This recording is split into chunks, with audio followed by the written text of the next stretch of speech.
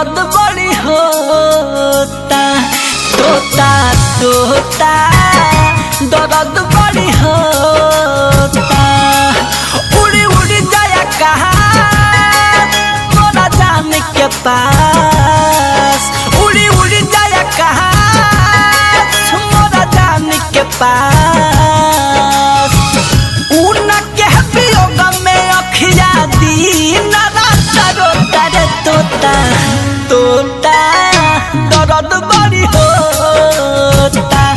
तोता तोता दर्द बड़ी होता।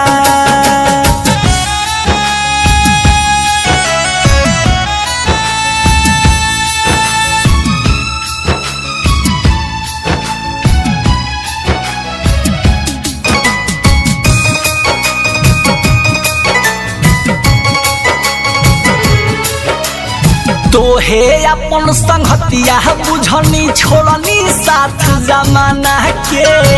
देखले आवा कैसन बारी दुख बुझ दीवाना के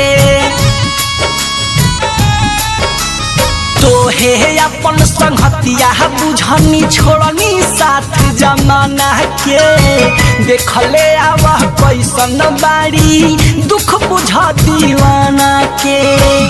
दिन कसहु कट जाता रात में मैं न सोता रे तोता तोता दर्द बड़ी होता तोता तोता